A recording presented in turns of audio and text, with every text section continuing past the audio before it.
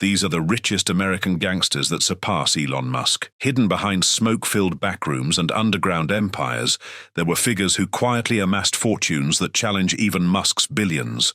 Their power was built not on innovation, but on fear, loyalty, and control. They turned crime into a business, and that business made them legends of wealth. Stick around, because in this video we reveal the underworlds of the richest men. And it all begins with the ruthless rise of a man whose empire redefined the meaning of wealth. The King of Chicago. Alphonse Al Capone, born January 17, 1899 in Brooklyn, New York, rose from the crowded streets of immigrant America to become the most infamous gangster of all time. For many, his name is synonymous with power, wealth, and fear, but behind the violence and bloodshed was something even more staggering: an empire of money that rivaled the richest men of his era. Capone's fortune was built during the Prohibition era, when alcohol was outlawed across the United States. While ordinary men struggled to make a living, Capone turned the law into opportunity. His bootlegging network supplied liquor to thousands of speakeasies, generating an astonishing $60 million a year. But it didn't stop there. His gambling operations brought in another $25 million annually, while prostitution alone added $10 million more.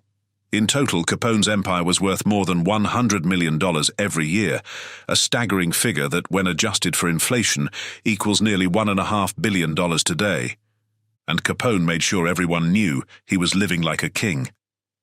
In 1928, he purchased a grand estate on Palm Island, Florida, for $40,000, a fortune at the time. The mansion was a fortress of luxury: private docks, high walls, lavish furniture, and layers of security. This was no simple home. It was a statement of untouchable power. Inside, Capone surrounded himself with the finest things money could buy. He favored custom-made suits sewn from imported fabrics, wore expensive jewelry, and was rarely seen without his iconic diamond-studded pinky ring and a Cuban cigar smoldering between his fingers. His very appearance told the world that he was no ordinary criminal. He was a king. Luxury defined his lifestyle.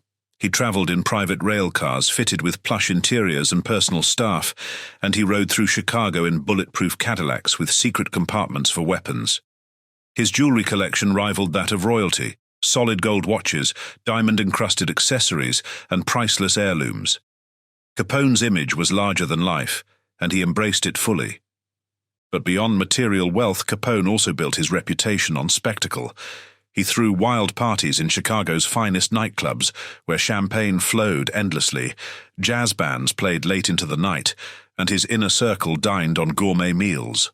To his loyalists, Capone was not just a boss, he was a provider, a man who shared his riches freely. In fact, during the Great Depression, when thousands were starving, Capone opened a soup kitchen that fed the unemployed. It was a brilliant act of public relations, transforming a feared gangster into a folk hero for ordinary citizens who had nothing.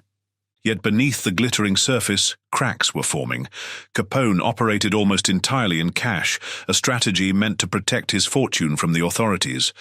For a time, it worked.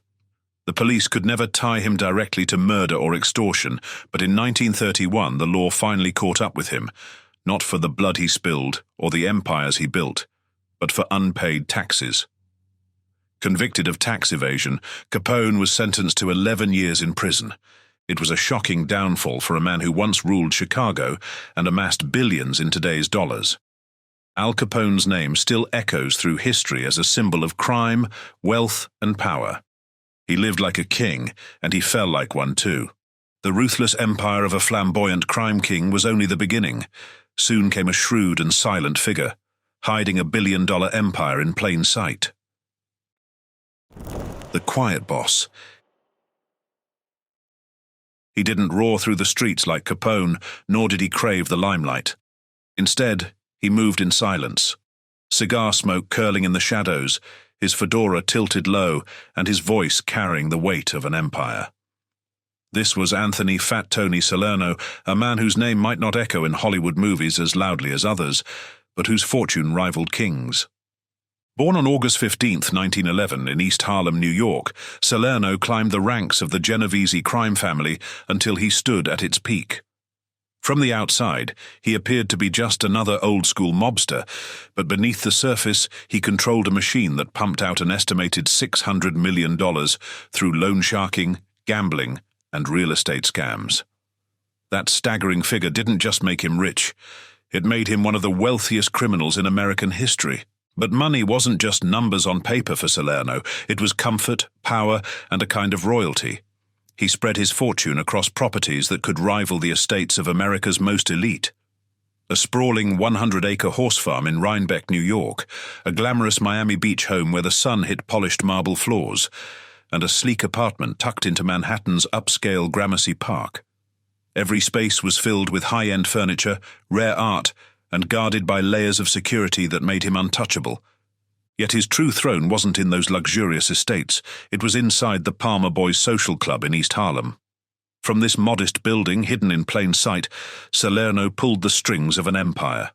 He sat in his tailored suits, puffing on his cigar, directing an army of operatives who handled everything from high-stakes gambling to construction rackets. What seemed like a quiet gathering place was, in truth, the beating heart of one of America's most powerful criminal networks. What set Salerno apart was not just the money he made, but the reach of his influence. He wasn't just running games in back rooms, he was shaping New York itself. Politicians, union leaders, and real estate investors all found themselves tangled in his web. Major construction projects across the city were bent to his will. Contracts were rigged, unions were controlled, and every skyscraper seemed to whisper his name. By diversifying into casinos and luxury properties, he ensured his fortune didn't just survive, it grew, decade after decade. But for all his caution, even Salerno couldn't stay hidden forever. In 1986, Fortune magazine didn't just list him, it declared him the most powerful gangster in America. That attention came at a price. 2 years later, prosecutors finally brought him down with a conviction for racketeering, handing him a 70-year prison sentence. And yet, even locked away, cut off from the outside world, his empire kept moving. Salerno had built it to outlive him, a machine so carefully designed that prison walls couldn't stop the flow of money. His fortune continued to grow, proof of the chilling fact: wealth built on shadows can be stronger than wealth built in the open. From a shadowy king who ruled in silence to a mastermind whose cunning wealth outplayed Wall Street itself, the underworld's power was about to reach its peak. The financial ghost. Meyer Lansky wasn't the kind of gangster who needed guns or muscle to command respect. His weapon was money. Born on July 4, 1902, in the Russian Empire, he grew into one of the most brilliant criminal minds America had ever seen. While others flaunted their wealth with noise and violence, Lansky mastered the art of invisibility, quietly building an empire worth an estimated $600 million. They called him the mob's accountant, but his reach went far beyond balance sheets. He engineered the financial backbone of organized crime itself. Lansky's fortune flowed from gambling and money laundering, spread across Las Vegas, Florida, Cuba, and the Bahamas.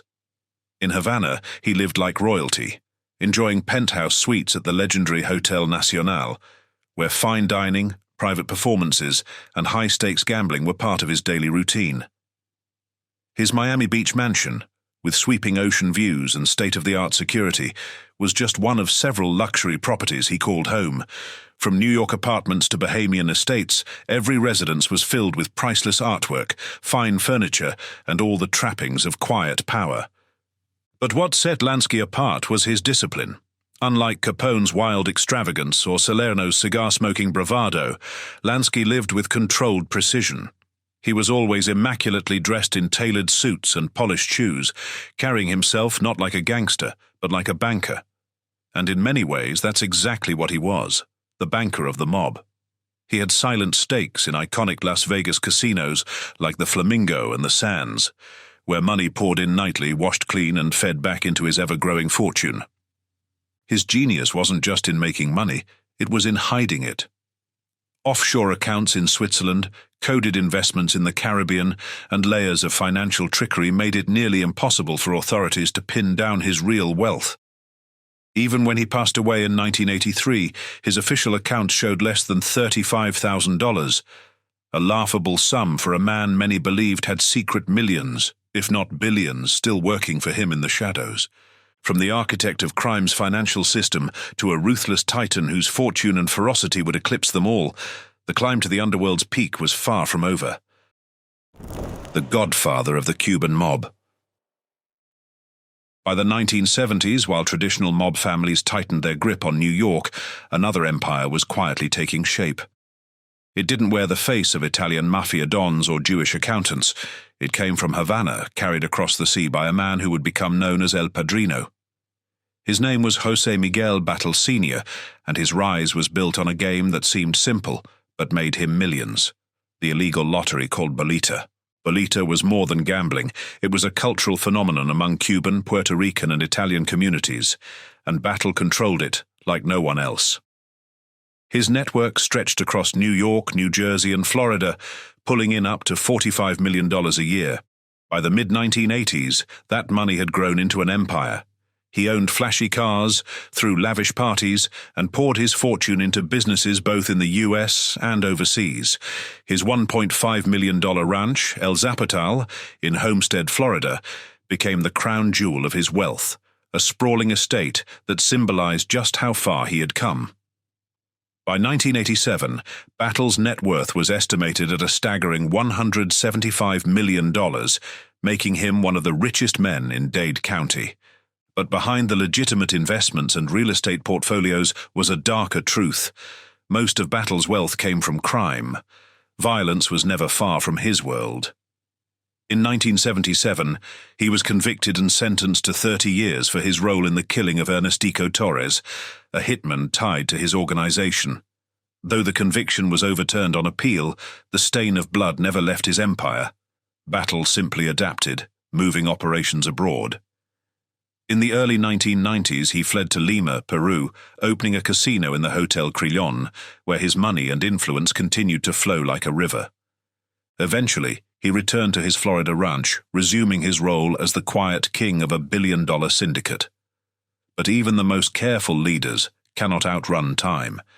In 2004, federal authorities finally brought him down, charging him with racketeering. Battle was sentenced to 20 years in prison, his empire stripped apart piece by piece. In 2007, he died behind bars, his fortune scattered, but his legend intact.